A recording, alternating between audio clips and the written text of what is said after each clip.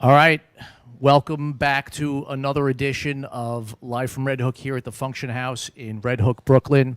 I'm Mike Gentile along here with Anthony Vitale.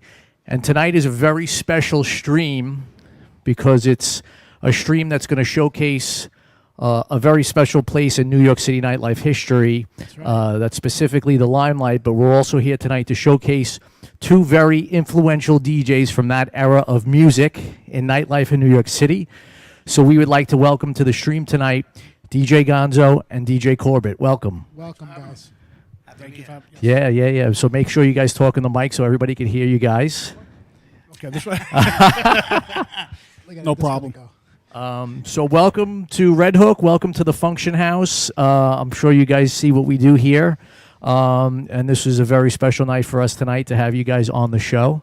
Happy to be here, man. We have a boatload of questions we're going to ask you guys. Nothing incriminating, so don't worry about it.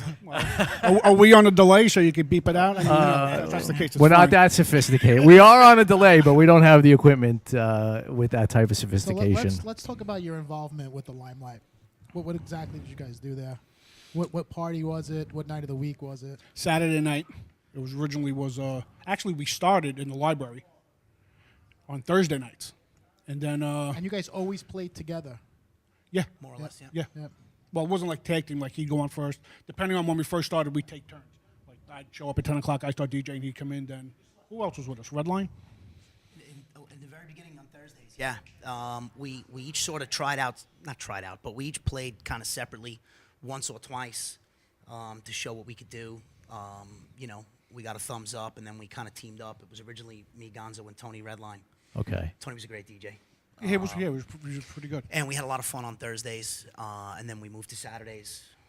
And So around what year was this when you guys sort of were breaking into I remember Limelight? exactly. My first gig at Limelight was May 20th, 1993. Wow. Really? Don't Because it was ask my me. birthday. My birthday was like 3 days later, and Don't ask me fun the first time I was there, but I remember it was a Thursday night when Jeff Mills was the resident. He wanted to take a break. It was the first night with the promoters I was with at the time, Adrenaline, Jace Ryan and Merrick D. Madness, and they were hosting the party, and they actually had me and Pete the Great, Peter Bailey. He was like right around Yeah, here, of course. Yeah. as their co-hosts, and they told us both to bring records. I don't remember if Peter did. I did. I always, whenever I went back then, I always had records with me. And they were like, all right, come up. Jeff wants to take a break. You DJ. It was like 2:45 in the morning. Place was still packed.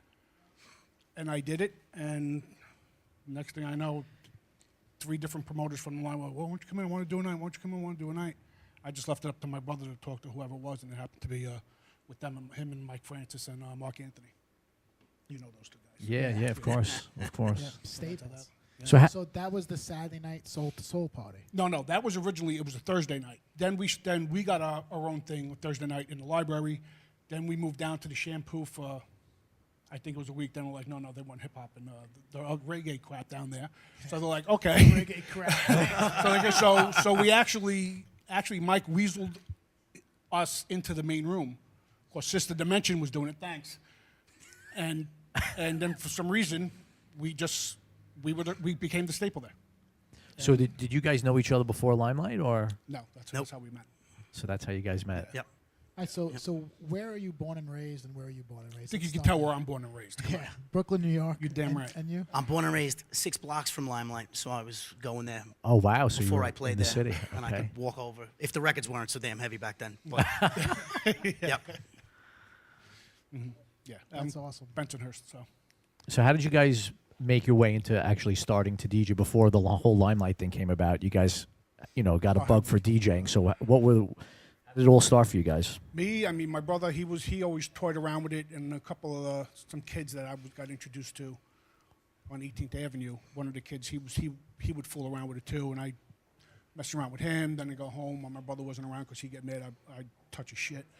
Sorry, and I just started doing it, and any chance I could, if I was at home, if I was at my friend Kenny's house, let's put on the music. Let's work something out. I was just gonna go with this. Just gonna go with this. Throwing records up in the air like we were animals, and it just stuck with me. Everybody else quit, and I just kept on doing it. I mean, I started with garbage. I mean, turntables with no pitch control. Actually, they still have. Remember when you had the old phonographs where you had the arm that would come that would hold the thing? Yes. And then it would drop down. They were like furniture pieces. Yeah. Absolutely. Wood frame. Usually there was like a TV Yeah, underneath. yeah, it. wood frame and all that. And so that's what I started on. I had a Radio Shack mixer, no fade up. Realistic, Ran realistic. Ran Yeah. on a 9-volt battery. Okay. You know, I mean, you got to do what you got to do if you love it. And Yeah, the then good from stuff. There, then I went to Gemini turntables. One was direct drive, one was belt drive. So that wasn't fun.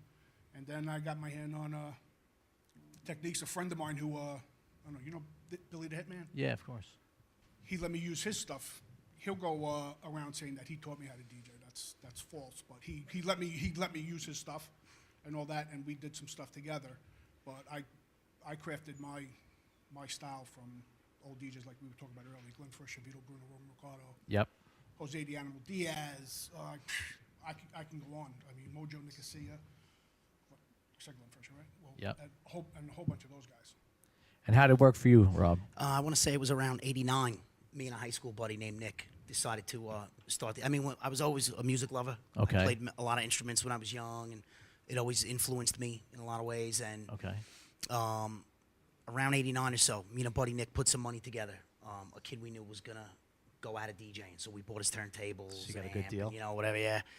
And just started doing it, and I got lucky because Nick didn't have room for the stuff at his place, so it was at my place. Oh. So I was playing all the time, you know, and we were doing high school parties and things like that, and you know, you end up doing all these gigs that you don't want to do. You're dying to be in a club, right? You know, Yeah. but you're doing these gigs because you know you got to buy records, so you know you're getting the money from these high school parties and things like that, and you got to learn somewhere anyway.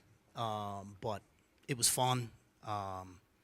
So you started in '89 and '93. You were DJing Limelight, so that's a very short span Yeah, I was a pretty lucky before guy. I you guess. got. It took a little longer for me because I started, I was 12, so it's around 80, 84, 85. But then again, I was doing a lot of the clubs in and around Brooklyn, like Dappers, remember the one on the Utrecht Avenue? Yes, and yes, all yes. that. Yep. I DJ'd there a bunch of times. Lamore's. Okay. We did 63rd Street. 62nd Street. Yep. Yeah, Yep. we did parties there and stuff. So as far as Brooklyn goes, I've been doing it since the mid-'80s, but got into the city around 91, 92. You know, I mean, I was going there anyway, just, you know. Well, just there was to a ton dance. of you going there, right? Like the whole neighborhood was going to Limelight. Oh, we had the crew. Yeah. Yeah, absolutely. We had the crew. Yeah. We some of the times we were going to Palladium, it was 90, it was either 90 or 91 on Friday nights. We'd all jump in Hitman's van, and there'd be like 12, 13 of us. Go right there, park right on. $20 to the bouncer to get in because none of us had ID, and another 20 to get in the door. So, but it was well worth it. Yeah, of Well course. worth it. So you guys made your way into Limelight, and then you guys made your way to doing the main floor every Saturday night. For how many years straight did you guys were like the residents there on Saturday nights? I stopped. So '93, I started. I think that's when we started steady. Either way, somewhere in mid '95, I left Limelight. I think you stayed a little after You me. went to Expo. I went to. I had been doing Limelight, Tunnel, Palladium, USA, and you know, things were starting to change in the clubs a little bit, and I left Limelight and started doing Expo, Roxy, and some other places. Okay. So how many nights a week were you working in that circuit? There was a summer when I was doing 4 nights a week. I was doing. It was the summertime. They had Wednesdays. It was only a summer party when Peter Gation first reopened Tunnel. I was doing Wednesdays at Tunnel, Thursdays and Saturdays at Limelight, Fridays at USA. When they sold USA, I moved over to Palladium for Fridays. I remember And that. I want to say I was 21, 22, and I had to be one of the luckiest kids in the city playing all those clubs. Yeah, of you know, course. at You must that have had age, a lot and of friends too. It was a lot of fun. It was a lot of fun. Everybody a lot of wanted to be friends. your Yep. friend. Yep. So, Yep. so musically, obviously, playing at these different venues, like so. I mean, at that time, Peter Gation pretty much ran nightlife in New York City. Absolutely. I mean, Yeah, he the had 4 major he clubs. had the 4 best clubs that were in the city, and each club had its unique sort of following. You know, like Palladium was known for its Saturday nights, Limelight was known for its Saturday nights, And Tunnel, Wednesdays. yeah, and it's Wednesday. Tunnel was known for its Saturday night party. It's Sunday night party with Flex, Yeah. right? That was a very Yep. big party there. So at that point, there was nobody that could touch the mega clubs that sort of Peter Gation had. In terms of when you played at the different clubs, was your style of music different at each night that you played, or was it consistent in terms of how you played your music? It was a little different because, I mean, obviously you're going by the crowd, but the crowds were different. USA on Fridays was more of a house crowd. I couldn't get as edgy there as I would get at Limelight, maybe. Wednesdays at Tunnel at that time, for instance, it was kind of anything goes. But, you know, you depended on the lineup. Wednesdays at Tunnel in that time, you'd have 3 or 4 different DJs, so you'd kind of see where it all fits into the overall picture, try to make it a good night. Fridays I did by myself over at USA. Thursday and Saturday we did our thing. We had a really good flow going, and it was just a ton of fun. So from DJing in this circuit, I mean, did anything ever come of it, like travel gigs? Yeah. In, I want to say, 94, I went to, I did a 22-day tour of Austria and Germany. Okay. It was a lot of fun. There's a place in Vienna called the Donauturm. It's kind of like, you know, the way the Twin Towers were. It's a really tall place. We did a party on the roof. It was like rotating. You know, it was like the highest structure, and that was a really cool experience. It's not normally a club. Yeah, I don't know. But that was a cool experience. And then in 2001, when we put out the first Limelight album, did a little bit of a tour, played in Paris, played in Marseille, played in Geneva. You guys played Bunch of together, other or places. No, I did the first album. He did the second He did one. the first disc. I did the second one. Was it a year and a half? Little while later. Yeah. A little while later. okay? Yeah. Like that. But I'm sorry. I've traveled America. You know, I've been L.A., Colorado, Texas, Florida, Detroit, Chicago. I mean, You also up did and down the East Coast. I went Woodstock too, right? Woodstock '99. Yep. I was one of the DJs there that they had. They converted a B-52 hangar into an emerging artist stage during the day, rave tents at night. And when I went on, it was right after Metallica went on the main stage while they were finishing up. That's when I started, and when I was done, I mean, I was like rock hard. Like, this is the best experience ever. I asked them, like, how many people you think were around? Of course, the hangar itself held a lot of people. Yeah. You know, this thing was huge. But there was also, I looked up, there was people going back outside, and it was a beautiful night out and all that. And they said, I don't know, it could have been 80, 85,000 people. Wow. Like, yeah. You know what I mean? You have any footage of that? I have blurry pictures that my ex-wife had took.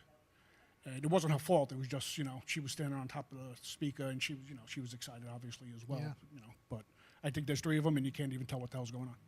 I always say that on the one hand, we don't have the same memories maybe people today have, right? Because we didn't have cell phone cameras back then. Exactly. But maybe that's a good thing. Yeah, No. yeah, exactly. No, yeah. No, absolutely. Exactly like you said, if we had like cell phone cameras and stuff like that, I could show you a ton of footage. I got nothing. Yeah. I got nothing. I'm not ashamed, but I have it up here. Yeah, You know what I yeah. mean? But have I it mean, up here. that's just how it was, you know. Yeah, I've been to Japan. I played Club Code in Japan. That was pretty sick. Nice long flight. Got a whole row of seats for You myself. didn't have anybody booking you. It was all you were doing everything yourself, right? I took care of all my own stuff. Yeah. Yeah. And you too, right? Yeah. Yeah. And in the first bunch of years in the 90s, in the heyday of Limelight, I had not gotten into really producing or remixing and things like that. So I think it was kind of an interesting accomplishment for us to play overseas at all without Yeah, having, without you know, putting making records out and records, things like yeah. that. Yeah, I mean, I got all my stuff just on my DJing skills alone. No production, because I never made mixtapes. They were like, "Oh, come on, you know, make me a tape." No, it was boring. Yeah. Yep. You know, I mean, when I was in my house, the only time I actually really listened to music, when I came home from the record store, I put them on, see, you know, okay, what sounded good with what. Yep. Maybe I'd fool around for a little more, but I never put a tape in the. What about live recordings from the Limelight? I have a Do you have box. any of those? I have a box Yeah. that I never approved, and I just happened to get it from my friend Keith. And I listened to them, and I locked them up because they're terrible. Terrible. That's crazy. I used to bring a portable DAT machine with me and record sets and things like Oh, that. that's Whenever right. I could You and stuff, recorded yeah. me You one should night. release them, man. Oh, I have the tape that he recorded me one night. That was actually pretty good because then, of course, it was clipping, something like that. So I Yeah. went to his house and I redid it mix for mix and all that. Yeah. So we got a good sound level on it. I still have that. I think. I know my brother has a copy of it. I actually remember, like, you guys used to go on at like 2 in the morning, right? He And they went used- what was 9 or 10. I would start at opening. I liked playing long sets, so I would play from 10. That was fine with me, I and remember then the I. MC. His name was Chris Stiles. He used to get on the microphone. They used to shut all the lights off. They used to put the mic. He Yeah. used to get on the mic and introduce you guys Yeah. every Saturday. Yeah. He played till 2:33, 2:30, yeah. depending if you wanted. I didn't care because I know I was going to be there for the rest of the night. So if you want to go, that's fine. And what 'Cause was the longest you ever played there? 'Cause I the remember longest set sometimes- I've ever played there, I think, was, I want to say 4.5 hours. It could have been a little longer, maybe a little shorter, but the longest set I think I've ever played, other than messing around in the house, was a night at Vinyl. Of course, 2 DJs didn't show up. I played, I think it was 6 hours. 6 hours. I missed that. I missed that so much. Yeah. So Limelight, what time did it used to go till? Like, what time did they close? In the- 6, 7 o'clock? In the summer, around, between 5 and 6:30. Winter, around 4:35. Yep. All depend on what was going on. Yeah. How the crowd was, but it never stopped at 4.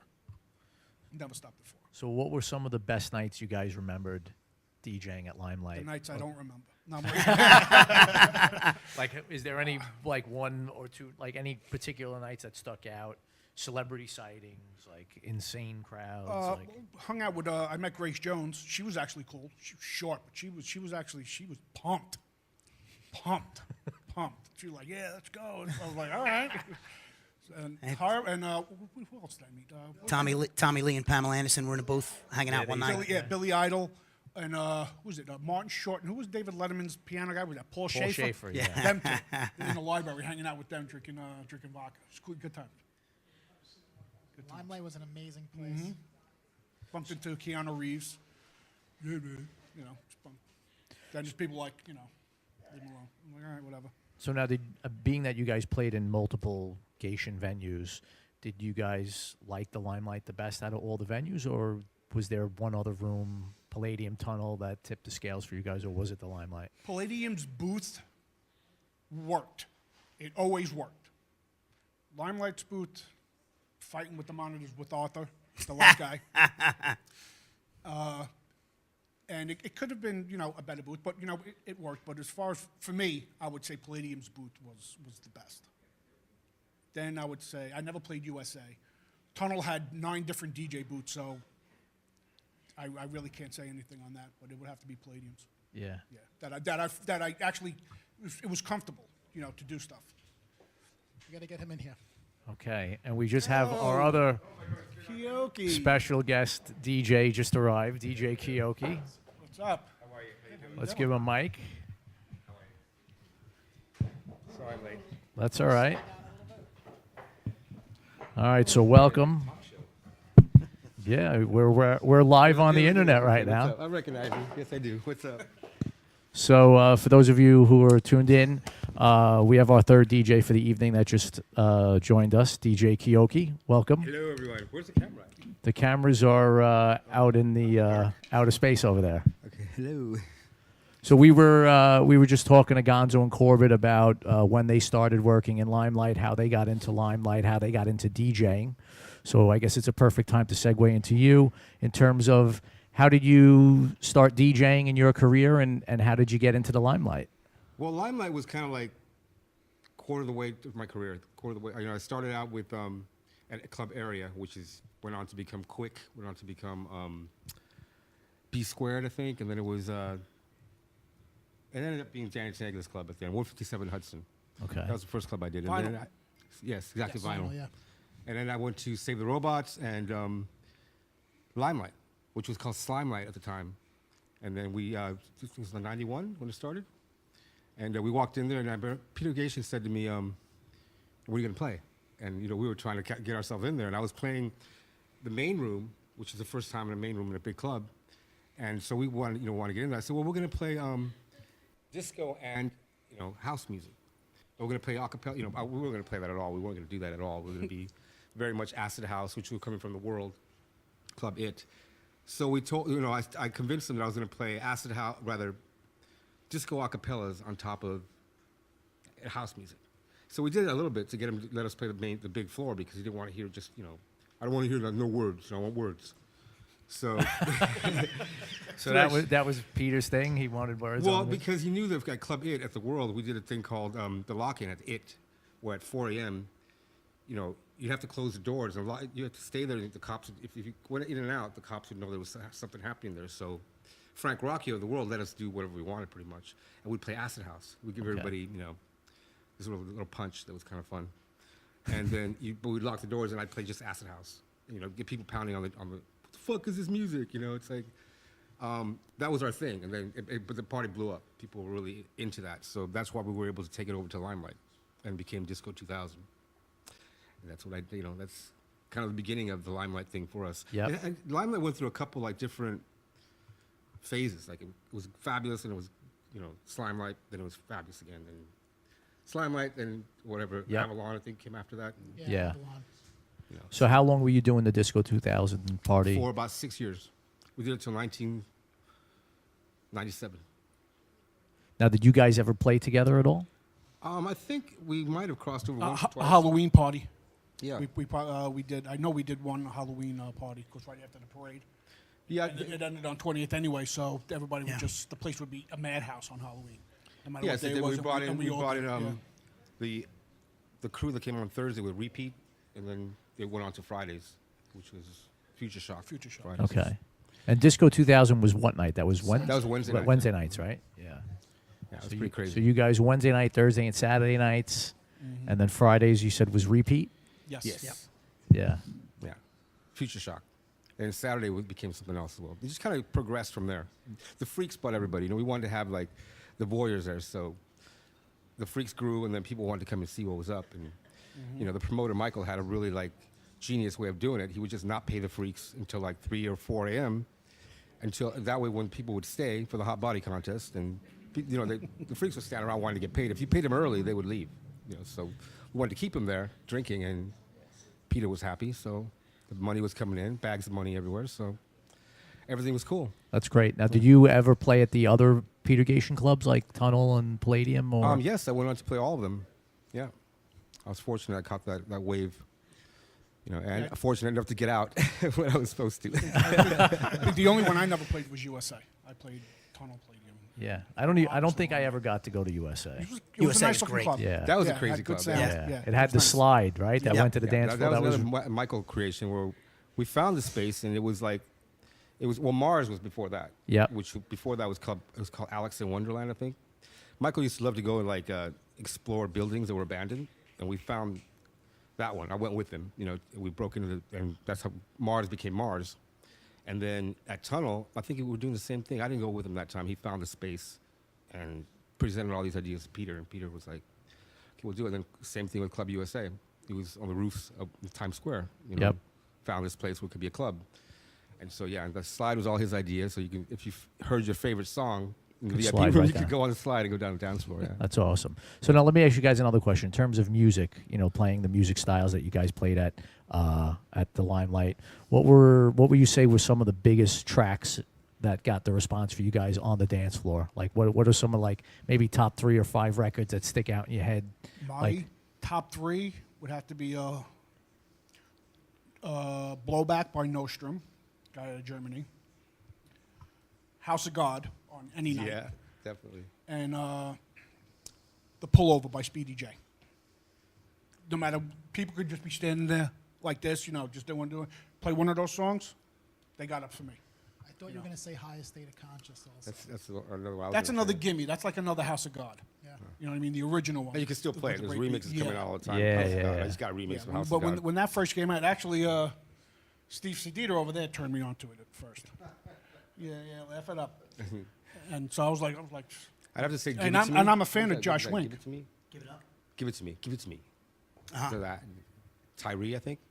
Okay. French Kiss, and Joey Beltram's Energy Flash. Oh Energy yeah. Flash, yeah, it's a monster. Those Right? are the Depending two. on the era, Spastic Richie Hawtin was a big one. Spastic, yeah. Spastic. Spastic was a big record. yeah, that's more on the housey stuff. I played, trance, at least 10 BPMs higher than him, and maybe about 5 more than Keoki. So What would you say that was? a little 140? faster. Yeah. Yeah, So you were playing at 140 BPMs. sometimes higher. Wow.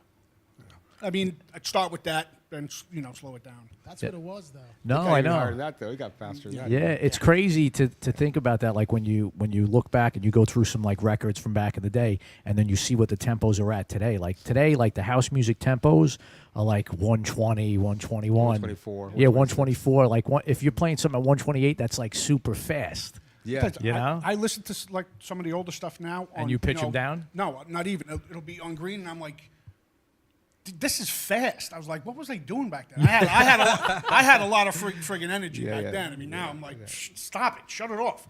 Most Too definitely. fast, or slow it down. But I'm like, wow. I'm like, this was it back then. I'm like, the stuff I'm Yeah. gonna play tonight, it's techno, but I'm at anywhere between 124 and 128. And it sounds to me now. It sounds perfect. I don't know if it's just because I'm. That's like the perfect ancient. BPM. I don't can't know. see it going any slower or any faster, really. What's that? You never know, though. 128. Yeah. Yeah. Yeah. Yeah. Yeah, Yeah. it's yeah. real Any weird. faster than that. I mean, I have a song. It's 131 clocked, at normal. So I'm going to be playing that slower. Yep. But it still sounds good. Sure. It's not losing any. It's not losing anything. Where like with some of the older stuff, if I were to slow it down too much, I'm like, just don't even bother. And now you can, with technology, you can like make every track any match. Yeah, norms, exactly. so Yeah, mashups and and with all the that master bullshit. tempo, it time stretches it for you, so it doesn't sound Exactly. like chipmunks or too slow. So Yeah. Well, I'll be playing some vinyl tonight, so I might be Oh, tipping the scales a little bit on a higher excuse end. Yeah, I'm gonna go old school tonight. Excuse me. So musically tonight for the sets. So obviously you brought some old school vinyl. You're gonna play vinyl old school stuff from the Limelight, Yeah. right? You're gonna play some old stuff, but you're also gonna play some. No, I have one song that has an old thing to it. Okay. You'll know right off the bat as soon as you hear it. But otherwise, my stuff's fairly new. Maybe it's like 2 months old. Okay. I'm gonna play from the virtual turntables. In my mind, I'm just gonna be like, I got my entire like library up here. Click it here. So are you still playing? Are you out playing? Oh yeah, I'm doing a few shows coming up. But tomorrow night in Denver, I'll be there. Thursday, Friday, Wednesday, Thursday, Friday. I'm playing 3 different clubs in Denver. Is that church still open? It sure is the same owner. Really? Mm-hmm. That's Yeah, a nice that guy venue. he holds on to all his It's a nice clubs. venue in there. So that's where you're playing in For Halloween, yeah. Yeah, there's I'm one, playing in Thursday at a Denver, techno yeah. club there, Bar Standard. And Okay. Friday, I'm playing a private party for a birthday guy, Patrick Sweeney, a big like socialite in Denver. That's He's actually awesome. the one bringing me out. Yeah, Denver's a good party town. Yeah, it's actually Denver's a it good really party is. town. And now it's growing and growing and growing. It's even more so. So Yep. very liberal.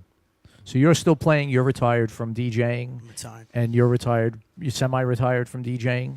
It all depends on who calls me. Okay. I'd like to play for people I know. He's staying relevant, that's for sure. Yeah, I mean, somebody calls me off the bat, I don't know who they are. I'm like, unless they're gonna throw a boatload of money at me. I'm like, yeah, okay, I'll come play. But what do you have going on? Yeah. That it's even worth it. Yeah. Well, I mean, I got family, Yeah. kids and all that. That keeps me happy. Well, I mean, And I have to make sure I can get up and go to work the next day if it's during the week. of course. It's amazing too with this like broadcasting thing. Like I do my live shows, my broadcast shows. It's not really any schedule. I just do it 2-3 times a week, and I get lots of people. It's like I imagine 7,000 people out there. They were watching, like watching from like it's a dance floor. It's like Yeah. you're playing a big rave, love parade or something. Yeah. That's in my head, but it's just me and like whoever's there with me. It's so true. Yeah. You know. Well, I mean, I think that's like this was the brainchild of Anthony. He had this idea about the Limelight, and just by posting a picture one day on Instagram, like we got like a really heavy response about like everybody was Oh commenting yeah, I got on it too when you post that. And we thought that this would be really cool because you guys were like 3 of the staples in terms of DJing at the Limelight. we Well, built it's this city, also, man. it's also a time that every DJ that walks through these doors, they miss that time. The Palladium, Limelight, the Tunnel. Yeah. Even Sound Factory. Or and if stuff- they and did stuff miss like it, that. really Yeah. miss it, weren't there and like didn't even know about. They realize it. They have to look back and say, well, the reason I'm here is because, you know. because I heard so much about these other places. You know, I wasn't old enough Yeah. to get in and stuff like that. But everybody, Or my smart older enough brother to tells me about secret enough this. to My get older in. sister tells me about this. Oh, my cousin, that's all they talked about. Yeah. And that's a big reason as to why we do this, and we showcase a lot of DJs that were so influential on the music scene. very cool. That may not have been able to be showcased because there was no social media for them to do that. Very true. And Well, we kicked the doors down and everybody else went running in. So that's it. Yeah. pretty much how it is. So Like the way that sounds, kicking them down, letting them in. That's the way it is, though. That's how it is. Pioneers- Absolutely right. Yeah, that's how it works out always. You know, we did the hard work, got it all down. We did, we had the balls to go in there, do what we had to do, and then now everybody's like, oh, I'm there too. You know, yeah. it's like a mountain. You know, we climbed the mountain, getting up there, and then now we're up there, and everybody's coming up in ski lifts. You know, Yep. it's like they're all coming up that way. That's Yeah. how becoming a DJ. Everybody's a DJ, and everybody's It's a different it's a different time today, obviously, Yes, of where the course. DJ market is saturated, and it's just look, it's the times, it's technology, that's what happens, and we sort of have embrace to it, though. you have to embrace it. You have to embrace it. You absolutely. have to embrace it and learn how to take advantage of it now as compared to back then. Yeah, yeah, Like of course. you said, keeping yourself relevant. Exactly. Because there's back then we had maybe 10 people behind us waiting to take our spot. Now we got 10,000. Yeah. Well, what do you Well, think? got What do you more. think is next? I mean, this is what my mind is like. What's is the next, art? guys? What's the art? What's for me, it's like creativity. Doing something new is always what I want to do. Something different and new always. So what do you think is next? I'm working on it, man. I was it's a challenge. Between going down to El Salvador and marching with all my Salvadoran friends, to the border, or somehow doing some kind of new art with music. Music is always like a part. What makes me happiest. It's never let me down. I'm still trying to figure out what happened yesterday, so let's see Yeah. what happens tomorrow. It's music. Music will always drive me, definitely. Yep. Yeah. Yeah. Well, I mean, I think music drives everybody. I mean, you could be in the worst place ever, but you throw on that one song, and it just brings It's you so back true. to that time. Yeah. Like certain songs, you hear them, and it immediately takes you back to a time in your life, and you almost feel like as if you're there for that split It second where you. lightens the mood. It really does. and Yes. It really does. It's good. It's good mind candy. The genres is what fucks things up. It's like the EDM. What, Well, so many different yeah. Well, genres of there's a music. million Just to sell it. genres Just now. torture. It's Just to it's sell it, so. Techno has how many subgenres Yeah. now, Keoki? who Like knows? 9. I'm remember used to, back in the day. It was Yeah. techno. It was trance. Yeah. It was hardcore. It was house. See, then you when had my two albums house. came Okay, out and I was fair releasing enough. music, they couldn't. Now it's I'd go into a ridiculous. record store and be like, "Where's the Keoki section?" Of course, I'd ask, and they'd have me everywhere. So that's kind of like where my head is. It's like there's no genre. It's music. Exactly. To Same, fuck same to thing with me dance when to, I to went clean into, your house when I to, went into whatever. Sonic Groove or Satellite. I knew exactly where I had to go to find my shit. Yep. Sonic Groove, yeah, exactly. Just going. Everything was And pretty much free. sometimes when I used to walk into Groove, because I go there on Tuesdays. Music came out on Tuesdays. I go there Tuesday at 3:00. Heather or Adam or whoever, Carlos, Yeah. they'd hand me like a stack of 10.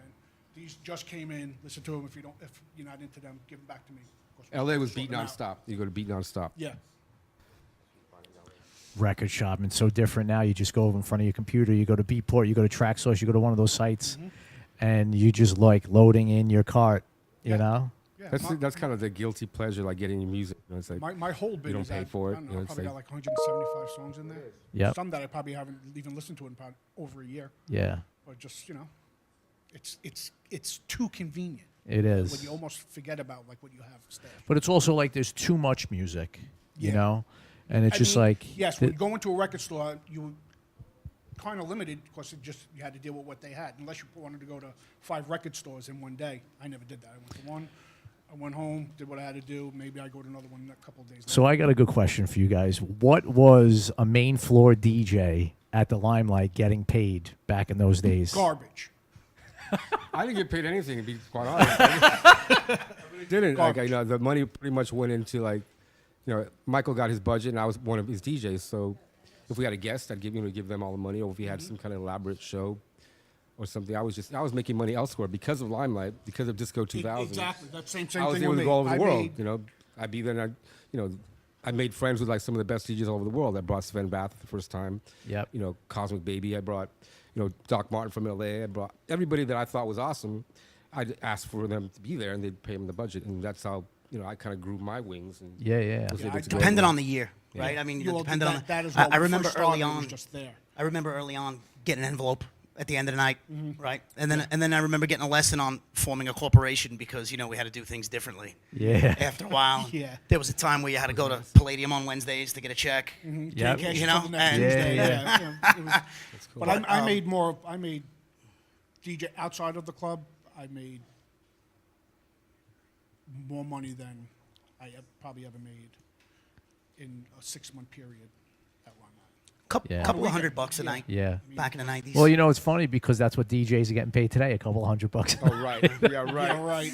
No. I'm talking about obviously the celebrity DJs are a different What story. celebrity DJs? What But most DJs that are grinding the circuit are making $200-$300 to the DJ other a ones, night. the ones that we kick the door sounds down about for. right. You know, That sounds about I right. mean Making that's what DJs are $70,000 making a show. There's today. no middle. It's either you're making two, You know. 300, or you're making 30, 40,000. Yeah, Yeah. that's what it There's is. no middle anymore.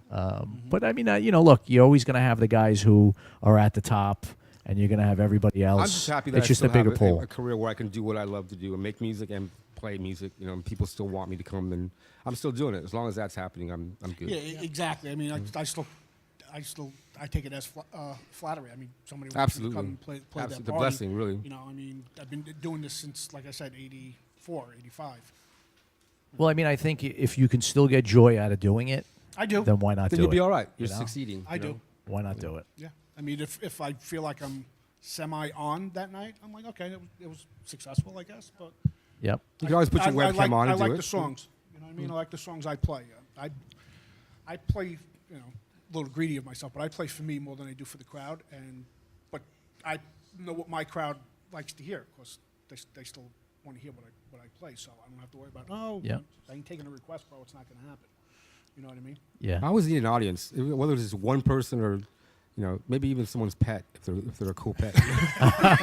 I need an audience. So with this internet, I put the webcam on. I know that there's someone out there watching or something. Yeah. Well, I mean, tonight you guys are going to put together a set, and it's going to be documented forever, and then people are going to be able to go back and listen to it and know that this was the Limelight reunion here at the Function House. Right on. Right on. Wicked. Can't wait. Thanks for Yeah. having us. So Yeah. we're going to have Gonzo. You're going to start it off? Yes, I'm gonna start. And then Keoki, you're going to go up second. Okay. And then we're going to finish it off with some vinyl with Corbett. Wicked. We're going to take a Corbett vinyl. 2-minute break. I'm going to get these guys up on the set. If the feed happens to drop, go to thefunctionhouse.com/live, /live. 2 minutes. Peace. Peace. Rockin'.